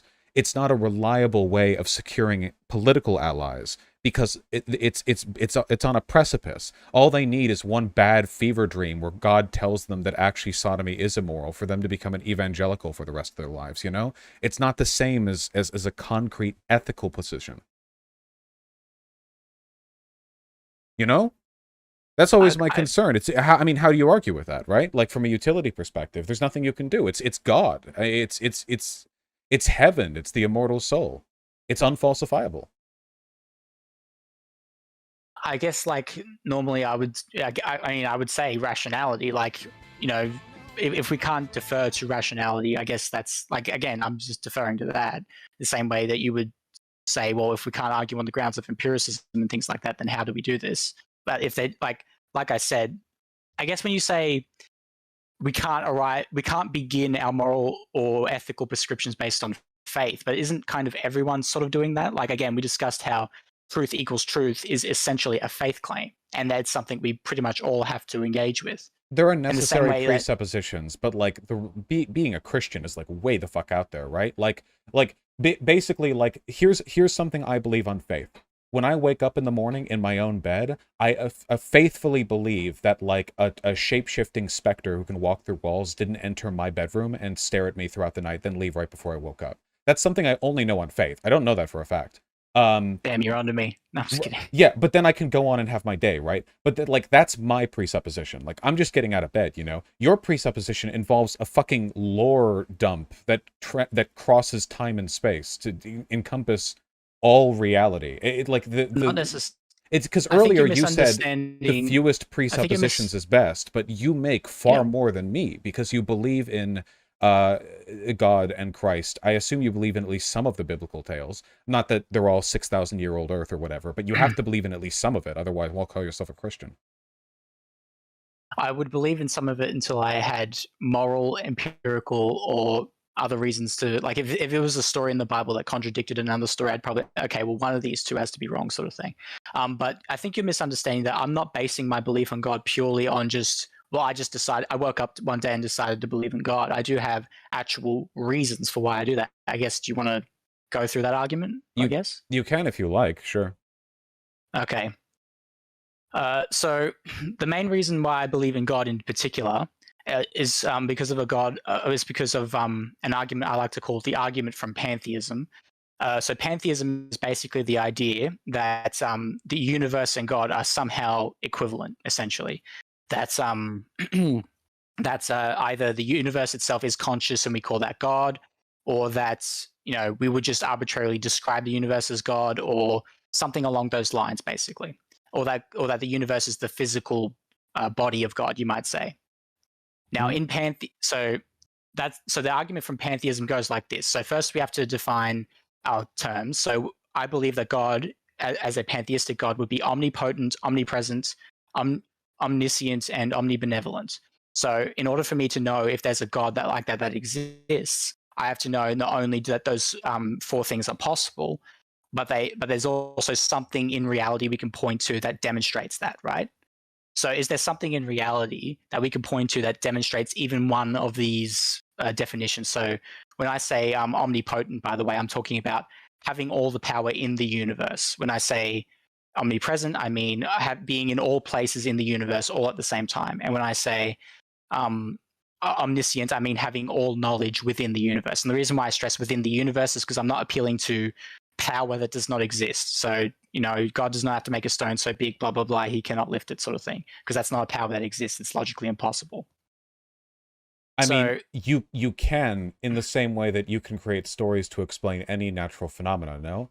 Like, the story of King Midas is an explanation for why that river had more gold in it. But that doesn't mean the story is true. Like, you can post hoc create explanations for a creation myth or a religious belief if you're looking to do so. I mean, you could call, as they did, lightning evidence of the clashes between the gods or the displeasure of them or whatever. But I don't think that's the same. Like, that's not like a scientific way of arriving at an understanding of the universe, because you have a bunch of conflicting narratives at that point. Well, I guess so. Let me explain my argument first. So, before we make any sort of claims, right, that says that there could be these four principles I mentioned, like that could exist hypothetically, we need to look at something to say, can we point to these things and say, yes, that thing over there is omnipotent or omnipresent or whatever? And as it turns out, we can. For example, energy is itself omnipresent. Everything in the universe is made up of energy, right? But this is the story thing that I meant, right? Like, you can point at a thing. I mean, there are areas that are devoid of energy, like, relatively speaking. If you mean Really? you could say gravity if you wanted to, because gravitational waves like are exhibited over the entirety of the universe. You could say like photons if you. I mean, you could do that for anything, right? Like, right, but it would have to be able to display all these things. So, like, the thing is this isn't a post hoc ad hoc justification, because the Bible has made a claim that there has been this invisible thing that exists everywhere all at once. It's all powerful, it's all knowing, and it's all good. It's personable. So, but like, the fact that was made before claim that though. No, not all. Like, for example, well, I mean, the the Abrahamic ones do, to be sure, and I have other reasons for believing in Christianity in particular. But if you were to go by, like, can I find evidence for this arbitrary set of religious claims? Yes, I can. Like, if you were a Hindu, you could be like, well, do we have evidence that the great god Kashnit battled, like, the emperor Mathu back in the beginning of time? Well, yes, of course. Volcanoes exist, dumbass. It fits all the criteria. A great eruption of Earth, a cataclysmic. Well, yeah, there's another explanation to energy being all over the universe, too, and that it's the fundamental force of the universe, which it is. But that's just how the universe is. Well, yeah, but it seems a bit odd to me that a religion says, hey, there's this thing that's, like, invisible, it's everywhere, it's extremely powerful, and it knows everything, sort of thing. And at least two of those four definitions I mentioned are, like, scientifically pretty much, like, confirmed. All you would need to fulfill those definitions is any fundamental property of the universe. Like I said, quarks would work. Any of the quarks, there are like a dozen of them or whatever. I don't think quarks would work, because not all quarks exist all in like. So, for example, they're pretty much everywhere. Yeah, but, like, not literally everywhere, like literally everywhere, sort of thing. No, they're literally everywhere. Yeah, quark, like, if energy and matter are the same thing, which they are fundamentally. And quarks there'll be spaces between the quarks. There'll be spaces between the quarks that separate one quark from another, and that space, even that tiny little gap between them, would still functionally be space, but those quarks do not exist. Energy is just electromagnetic radiation. Those waves are literal. Electromagnetic radiation follows literal wavelengths. There are places in space where there are no wavelengths touching. It's as universal as quarks. Probably less so, actually, because if I remember correctly, there are types of quarks that bubble from the surface of space-time, create positive and negative versions of each other, and then crash into each other, canceling out. And that happens in areas where there is literally nothing. It's not so that would be an example of something existing in a truly omnipresent sense, because it doesn't even rely on energy or mass being present beforehand. It's like a fundamental property of space-time that it produces those collisions. So if anything, that might be a better example of omnipresence. You could say it's like God is actually positive and negative, subatomic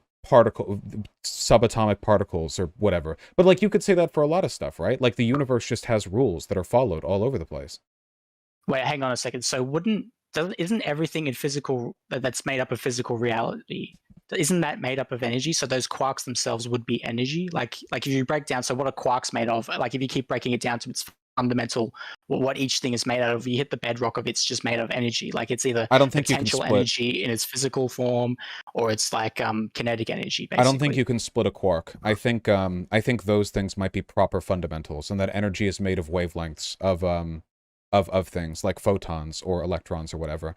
But electrons are one of the subatomic particles. So like an electron would be like the same size as some of the quarks. I don't even know if size is like an appropriate descriptor for these things. They're like conceptually small. The thing is, right, like, isn't like the whole E equals MC squared mean? Like, because M in E equals MC squared is matter squared times the speed of light or whatever it is. And then you get energy on the other side of that equation. So all matter contains like energy sort of thing. Well, it depends on whether quarks, the extent to which quarks have masses. Quarks do not have a mass in the sense that an electron does, but have a mass parameter. Wait, hold on. I'm learning something. Okay, wait. Hold on.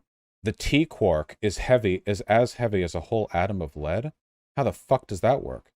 But that, okay, then... Yeah, this is getting a lot beyond me once we're starting to get into I guess way, to be honest. Yeah. The issue is just that, like, even if energy didn't exist in the way that you would call it, like, you could say this about literally anything. If you believe that, like, the God was the sun, well, congratulations, the universe is full of stars, right? Like, you could do this for anything, like any fundamental belief. None of those things are omnipresent, though. It depends on your definition of omnipresence. Like, because energy isn't omnipresent either. There's gaps in the wavelengths, and there are areas of space untouched by energy. See, I'm not entirely sure that's true. I have to look into that. But gravitational waves are genuinely omnipresent, because gravitational waves are a property of the mesh of space-time. Wouldn't gravitational waves be a sort of form of energy, wouldn't it? Wouldn't that just be energy in a different expression? Like in the same way that kinetic energy is different from heat energy in a sense. Well, not really, but it produces energy. It transfers types of energy into other types of energy. It's a force, not an energy. Yeah. But it's not energy in the sense that it could be. I'm not sure what the difference between a force and an energy is. That's the thing. Maybe I need to read up on that. But you can charge a battery with energy, but a force would have to act on some other thing for it to generate energy, right? Like gravity can't charge the batteries at the base of the Hoover Dam, but it can propel. You can use like some sort of counterweight perpetual motion machine to at least have gravity play a part in it, I guess you could say. Well, gravity can force water through turbines. Gravity can force water. Yeah, exactly. Yeah. It can create pressure that forces water through turbines, but it can't itself produce energy. It has to act. The force has to act on other things. Hang on, I'm pretty sure that's not right, because isn't it like that nothing is created and destroyed, and that energy is just moving from one place to another sort of thing? So the kinetic energy that exists in, like, that's pushing the water down the stream is then transferred, blah blah blah, that sort of thing. Well, but it's just a force, not the energy itself. Like, an energy is just a wavelength. It's a wavelength. It can be like visible light spectrum or infrared or gamma radiation or whatever. And I thought that energy was like the force itself, sort of thing. Well, I mean, if you want, you can say gravitational waves. But again, getting back to the fundamentals of it, like this, it's post hoc. The people who wrote the Bible just said, like, yeah, God is, like, everywhere. And, like, depending on how people wanted to interpret it, they could have been like, oh, well, stars are God, because they're everywhere. Or, like, space is God, because space is everything. It doesn't have to be a physical force the way energy or matter is. Or, like, anything could have been, Maybe God is heat, because infrared radiation is, like, an omnipresent force throughout the universe. And an infrared sight is what allows you to see the cosmos, like the way that the James Webb Telescope does. Like, I'm just saying, like, the thing is that none of those things are either. So, like, the thing is like, none of those things are either personable either. So, like, infrared radiation has no capacity to become conscious, right?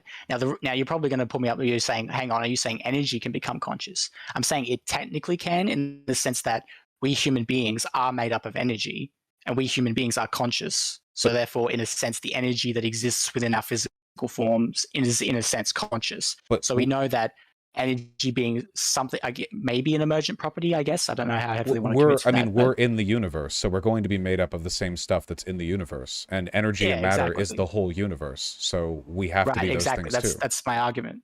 Yeah, But so that doesn't mean there's a God. That just means that there are fundamental properties I'm of the not universe. saying it has to technically mean that like I'm not. I will express that I probably should have mentioned this, that there is a limitation to this argument, which it doesn't definitively prove God. Now the thing is the problem is because God is God would have to be omnipresent based on what we're arguing here. That would mean that an infinite amount of facts would be relevant to whether or not God exists or not exists, right? Because if God exists everywhere, that means like everywhere and everything concerns whether or not he exists, and that would essentially mean you would have to have infinite information, of which we do not have the ability to have infinite information because we're finite beings. It's also completely unfalsifiable. Under your framework, there would be no way to point at energy and go, see, look, it's not God. No, that's not true. So, for example, if there was like, I guess multiple different like, I don't know. I guess you'd have to like falsify it in like the other definitions. Well, if that makes sense. there is no way to falsify it because it's a rhetorical game. Nowhere, like even if in the Bible they had written like God is the electromagnetic radiation that spans the universe, like how do you know that claim is true? Like they could claim it even if they were hyper specific to the point of somehow jumping ahead 2,000 years in astronomical science. That doesn't mean their claims are true. It just means they claimed it, right? Like there are religions that their claims to fame were making dubious predictions about the future that ended up getting interpreted to be true. You know, there's a great land across the sea that will bring us much bounty and goodness. You know, like this thing will vaguely happen at this time. And if you like, depending on how much leeway people are willing to give, even if everything ends up being exactly the way the prophecy interpreted it to be, or like the prediction interpreted it to be, that's not an affirmation of divine power. It's just probability. It'd be a mathematically like you'd probably have one of those probability things where it's like the chance of getting that right would be 0.000 etc with like a billion zeros basically. I mean, so cold reading is a thing that psychics there would do. be that. I think there's a massive difference. But listen, I'm not getting into like prophecy or psychics because that's not my area of expertise. But I think predicting a prophecy that like consistently gets right. Not to say like I'm, you know, I'm not here where to is that prophecy, right? Well, I mean, if that prophecy is that, hey, there's this thing called, you know, God, it is omnipresent, omniscient, so wait, hold everywhere, etc., etc. So literally, like, there's a God and it's everywhere has been claimed by thousands of pagan religions throughout history. It's like it's not hard to do. Like if you're a little human on little old Earth and you have very little understanding of the natural world, the idea of like God is a God. Where is God? Everywhere. Like I don't think that's like some incredible prediction about the future or about what science will later discover, you know? I think that's just Well, yeah, no, I'm not saying that that's as probabilistically unlikely as the, you know, that sort of thing. Like I guess if I wanted to argue prophecy, I'd flip open the Bible and see which ones, you know. But yeah, I'm not. That's not my area of expertise. So yeah, well, I'm only saying like there are a lot of ways you can like arrive at this post hoc. It's not even to mention that you believe in the Christian God as well. Oh, that's an entirely different reason. So, like, okay, if we just make let's pretend that the God debate is solved, right? Let's pretend for like that. Yep, there's a God, but we don't know which one. Well, if God exists, which God is the correct God? And the reason why I believe in the Christian God is because basically every religion, and we sort of briefly touched on this before, that every religion in the world says if you do good things, you go to heaven or whatever their equivalent is. And if you do bad things, you go to the bad place or whatever that is. Or you just die, basically. Because technically, the idea of eternal conscious torment, you know, a lot of Christians think that's the true one, but technically, if you read the Bible, it's pretty clear that it's not eternal conscious torment. There's a more overwhelming support for the idea that you just die, like in a nihilistic, you become nothing death, basically. Overwhelming scientific support, or just like people choose overwhelming scriptural support. Like if you actually look at what the Bible reads, it just says that the non-believers will just die. Like they just die. There's no, but like the way that they die, they might be thrown into the lake of fire. But anyway, it's hold on. If so, we know there's a lake of fire. Well, yeah, but it kills people. That's what fire does. It burns people up. That's part of the debate. The Greek word katakaio. You know, it's kind of ridiculous to be honest. That in order to believe in the Bible, you have to have a degree in fucking Greek or whatever. But the word katakaio means to be burnt up completely, destroyed, nothing left of you. You are dead. and Yeah, that's how they but you're describe. already dead, right? If the punishment for dying and not going to heaven is being tossed into a lake of fire after you're already dead, I don't think it's that unreasonable to assume that there's something spiritual or metaphysical about the version Oh of you yeah, that's being thrown in the lake of fire. basically you get reincarnated, so we get to all get together and give a big ol' "I told you so," and then you get thrown in, Yeah, but really though, like resurrected, not reincarnated. if the purpose of the lake of fire was just to kill you, you're already dead. Why would they need to do that twice?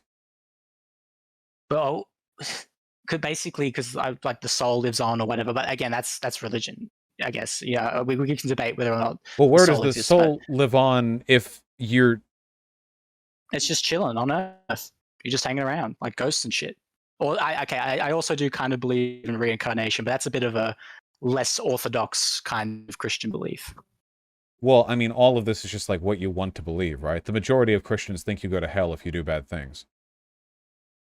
Yeah, but then most of what the Bible says doesn't. Anyway, I didn't mean to debate about like annihilationism versus eternal conscious torment. What I meant to get at in terms of the religion thing is that Christianity is unique in the sense that Christianity is the only religion that says, listen, all these religions say that if you do good things, you go to heaven, but how many good things do you have to do? How much money would you have to donate to charity in order to get to heaven? $10, $100? No matter where you draw the line, it's completely arbitrary. Unless, of course, we accept that God is omnibenevolent and omnipotent, which would mean he'd be able to create a heaven that is of infinite value, which means if you want to do good works to go to heaven, you would have to do something that is infinitely valuable, which is mathematically impossible. Well, then we're fucked then, aren't we? Because that means no one can get to heaven. Unless God was the one who picked you up and took you to heaven because he's omnipotent. He can do that. And that's essentially what Christianity teaches, is that no one can take themselves to heaven. Only God can take you there. And how do you get God to take you there? Just ask him. That's it. So Ask him. And he's lowered the bar as low as humanly possible. You chose Christianity because it's subjectively fit with your personal preference to not believe that God is actually an omnipresent, malevolent force that enjoys your suffering? Because it sounds like what you're describing is that Christianity sounds the nicest, but that's not really like a metaphysical argument.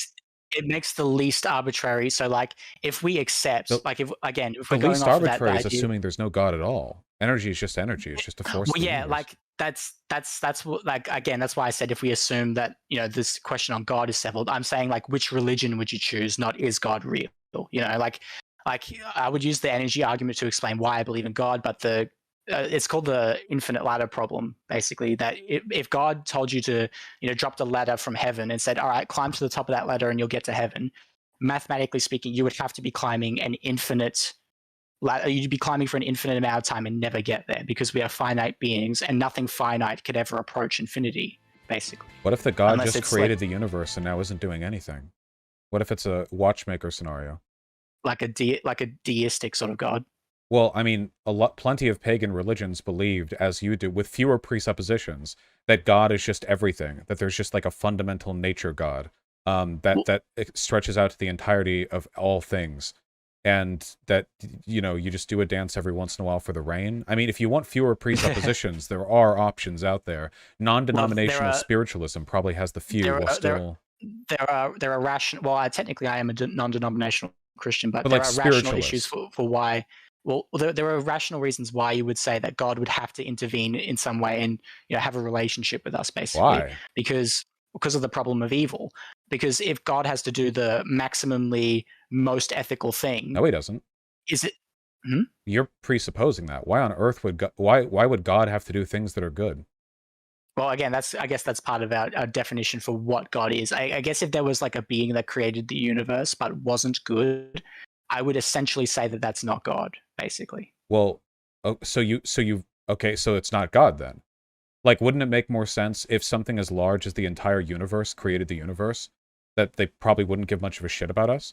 Total indifference would probably be the most likely deific assumption to make on behalf of not from a pantheistic perspective, because if pantheism is true, right, which is, like you said, the majority of what these, I suppose, pagan religions, and technically Christianity involves a sort of what they call weak pantheism, but whatever, that's semantics. Under pantheism, God physically lives in our physical form. That, like, in the same way that skin cells are a part of our form, Do you care we are about the every same skin things. cell? I care about my skin, I guess. Gotta Millions moisturize of it and all that skin shit. cells. You have done Yeah, things to your skin cells that you probably that the skin cells probably don't appreciate. However, the skin cells aren't like conscious in that sense. Like again, that would depending on how we're understanding consciousness. I have a feeling that the skin cells are closer to us than we are to God, if God encompasses the entirety of the universe. Right, but well, then again, we aren't omnibenevolent, are we? God you're presupposing omnibenevolence here. Like you keep saying you believe in the fewest presuppositions, but then you keep randomly adding stuff in. Even if you're to believe that God is a representative of all energy, okay, so maybe an entity abstractly represents all of creation, and that it was in fact created by them, that they should care about us or have an ethical take on things, or even be a conscious being at all, as opposed to just some kind of, grand body upon which the stage of the universe is set. Like, all these are presuppositions that you have to make. They're not innate. They're not inherent. But then again, I guess in order to reject some of these ideas, there would be presuppositions that would come with rejecting these ideas. So, for example, if you believe, for example, that I'm wrong about the energy thing being omnipresent, well, you'd have to assume that energy isn't omnipresent, sort of thing. Or if or just not God, or that, yeah, or that God, that the energy that exists, like basically, because I don't believe that all energy so much is conscious in this, but I do believe that all energy, that once it's all together, it is at the very least definitely capable of being conscious, because energy on a small scale we know is capable of being conscious. The question is, does that scale up? That's basically the only question. A nuclear bomb isn't conscious. Contains more energy than you or I. Because it's, well, yeah, but did it manifest itself in the right way, I guess? Well, how do you know that the whole universe is the right way? As far as we know, the structure of the... That is true. That is where the limitations come in. So it's kind of just, I guess, whether or not you believe in God isn't so much like, it's basically kind of comes down to whether or not you think, does consciousness scale up or does it not? Are we the most conscious thing in the universe, or are we... Well, no, it would just be whether or not... Or is there like aliens? Or whatever. You can believe in aliens and not believe in God. Believing in aliens is just a natural... I know. I'm saying, like, technically you could believe that there's more consciousness than us, but that it's not God, sort of thing. Because that would have to operate, like, there's no scientific support for it. We do know that things can evolve to grow brains that give us something we interpret as consciousness. We see it happening basically in other animals, so it's a pretty transferable process.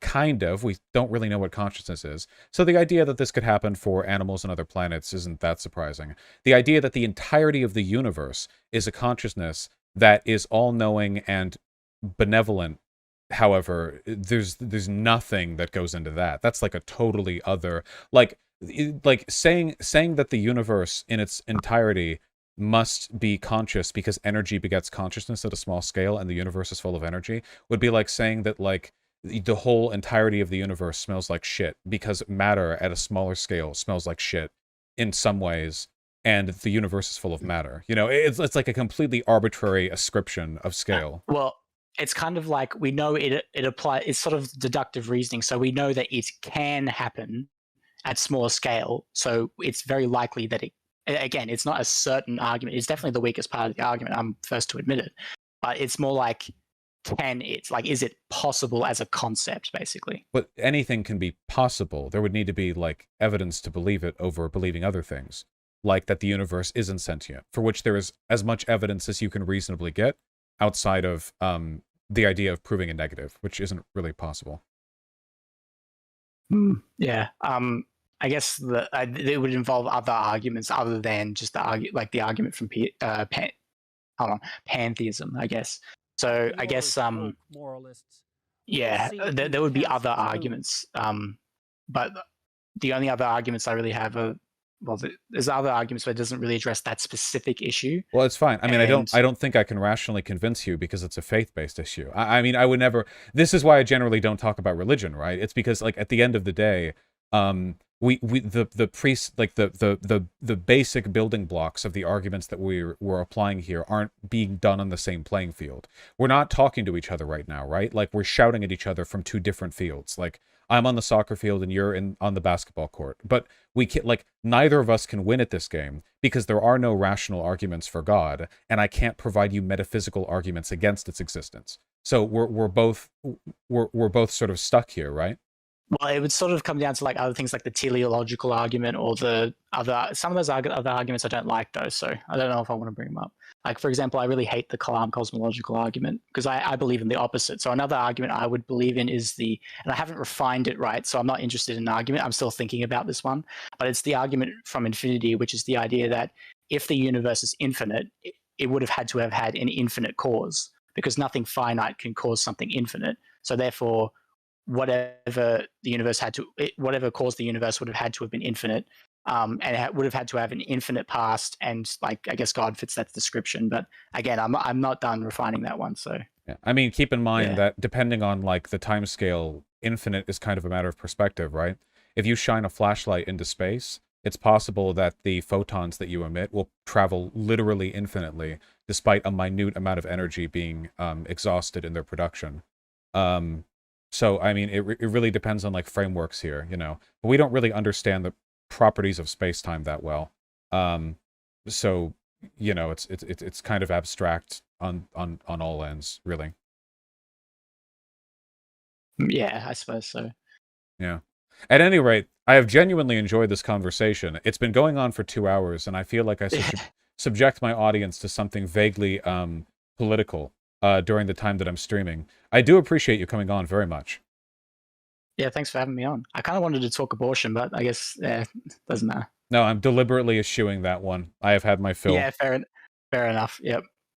Be well, All right, and thank you again. Thanks for having me on. Take care, and it was a pleasure. This is a punishment to the rest of you. Do more debates? Yeah? Okay, I'll give you 2 hours of theological debate. Are you happy now? I actually enjoyed the convo. I thought that was nice. I liked him. The convo perfectly shows why I hate religion. Yeah, well, I just, you know, it's certainly my problems. God. Okay, listen. I'm gonna try to fix the autofocus thing. Just give me a second, okay? I don't know why it's being like this. Here, just give me a sec, okay? Do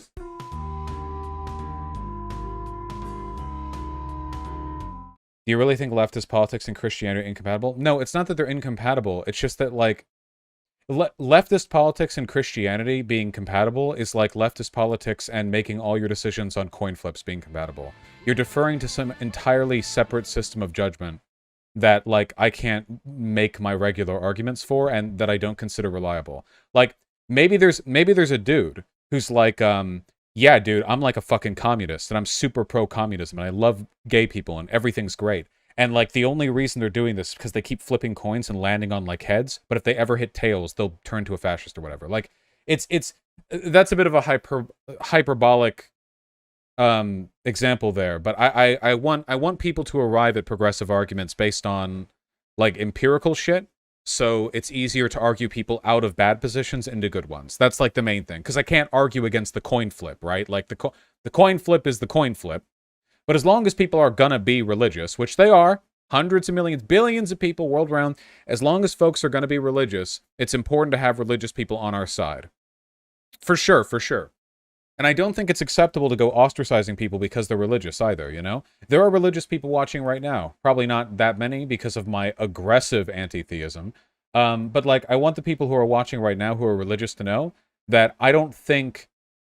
I value your presence as much as any agnostic leftist. I'm happy to share beliefs with you. I just worry that, like, one day a religious argument will be made to you to pull you in a direction that I can't argue you out of because it's not based on utility, you know? What about atheists? Well, atheists theoretically shouldn't be using, like, religion to form metaphysical presuppositions. It happens, though. There are plenty of bad metaphysical assumptions people can make without religion, after all. Have you talked about the Black Hammer hostage thing? No, that's up next. You can believe God exists and he is correct about ethics and is therefore utilitarian. It's not that different from you choosing to be utilitarian for non-religious reasons. No, factually incorrect. Totally wrong. The difference there is now you believe that any set of beliefs you have, even if you arrive at them through utilitarianism, are the ones that God backs up, which means that you now have a metaphysical incentive to not re-examine your beliefs. Like, it's not as though God changes his beliefs when you do, right? Like, if you update your beliefs, it's not as though God is like, oh, better catch up, you know, and like changes what he believes is ethical. It's like an incentive to stay the way you are. Up yours, woke moralists. We'll see. Yeah, Galley, we have confetti now. Nanya, thank you for the $20. Good convo. It's good to get a refresher on their arguments. No, yeah, it's fun. Well, of course, most religious people aren't going to be cool and sensible like that guy. We'll see who you had a pretty long Christian convo with that anti-anal JLP dude. Hake? Yeah, but that was hardly like a real theological convo, right? Like, not really. Do you think religion is something that's going to be evolved out socially, or is it a permanent thing we have to deal with? I have no idea. I don't know. Some form of Durkheimian religiosity is always going to be present in human behavior, but whether or not spiritualism and metaphysics are, I don't really know. It's impossible for me to say. I don't know.